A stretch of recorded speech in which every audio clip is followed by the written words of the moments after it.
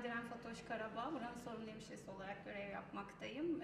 Bizim burada amacımız poliklinik ve yataklı hizmet olarak iki farklı hizmet türünü de mevcut bir şekilde vermek. Şu an zaten aktif bir şekilde poliklinik hizmeti vermekteyiz. Hastalarımız bu konuda bize başvuru yapmakta. Çok yakın bir zamanda yataklı servisimiz de açılacak. Yataklı tedavinin de önemi hastanın farkındalığını arttırmak zaten. Bu anlamda zaten birçok uğraş odamız mevcut. Uğraş odaları ve arka bahçe aynı zamanda mevcut.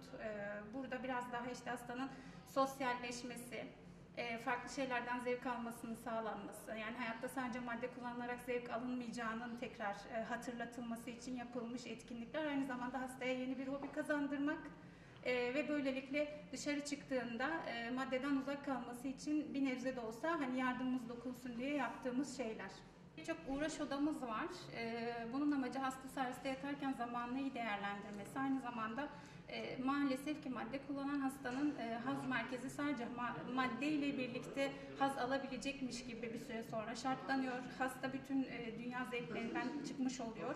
Bizim amacımız burada hani farklı uğraşların da hastaya zevk verebileceğini, zamanı kaliteli kullanırsa eğer madde düşünmekten de uzaklaşabileceğini kanıtlamak amacıyla hem serviste yattığı süreyi efektif ve düzgün bir şekilde geçirmesi, hem de bu tekrar hani zevk alabileceği uğraşları da hobi edinmesi açısından hayatına kazandırmak. Dışarıda basket ve voleybol sahamız, yeşil alanımız, yürüyüş alanımız, bisiklet sürme alanımız mevcut. Burada müzik, resim, ahşap atölyemiz ve psikososyal eğitimlerimiz için alanlar mevcut. 2 tane psikiyatristimiz, bir psikologumuz, bir sosyal hizmet uzmanımız, 2 denetim memurumuz, 2 laborantımız ve teknik, güvenlik, aynı zamanda temizlik olmak üzere de farklı branşlarda personelimiz mevcut. Sayın Valimizle yaptığımız toplantılarda, görüşmelerde özellikle Ametem Çametem'in kurulması için çok ciddi çalışmalar yürüttü. Tabii biz de bu anlamda sivil toplum örgütü olarak çok yardımcı olduk. Ondan sonra Yeşilay'ımızın bütün faaliyetlerini destekledi. Eğitimlerimizde, sanatsal çalışmalarımızı destekledi. Ve Yeşilay'ımızın mekan sorunu vardı. Hem şube binamız konusunda bize yardımcı oldu. Sayın Valimize bu anlamda tekrar teşekkür ediyorum. Ayrıca Şanlıurfa YEDAM için bize bina tahsis ettiler. Şu an Urfa'da Haşimiye merkezinde eski Urfa evi YEDAM olarak bize tahsis ettiler. Bu anlamda da Sayın Valimize teşekkür ediyorum. YEDAM Yeşilay Danışmanlık Merkezi olarak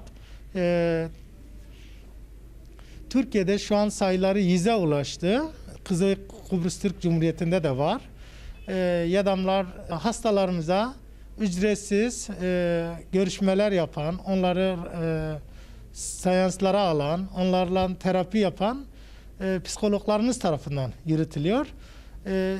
2018 yılından beri Urfa'mızda açılan YEDAM şu ana kadar 225 bağımlıyla birebir görüşme yapmış. 300'ün üzerinde de bir aileyle sürekli görüşme halinde. Özellikle koronavirüs sürecinde de tütün ve tütün mamullerine yönelik seanslar yapmış. Hem online hem de yüz yüze. Tabii YEDAM'lar tedavi yöntemleri farklıdır. Bir defa değil. Hastalar isterse 5 yıl, 10 yılda YEDAM imkanlardan istifade edebiliyorlar. Oraya giren çıkanlar birbirlerini görmüyorlar. Oraya hastaların dışında da giren çıkanlar kimseyle karşılaşmıyor. Çok gizlilik esası var. Ayrıca ücret alınmıyor. Ve gençler hem moral motivasyonel yönden düzeltiliyor, eğitiliyor. Hasta ilaç imkanı yoksa, ilaca muhtaçsa onu da işte daha önceleri çevre illere, Ametem, Çematemlere getiriyorlardı. Şimdi Allah'a şükürler olsun Urfa'mızda bu hastane var. Artık Urfa'daki bu hastanemize getiriliyor.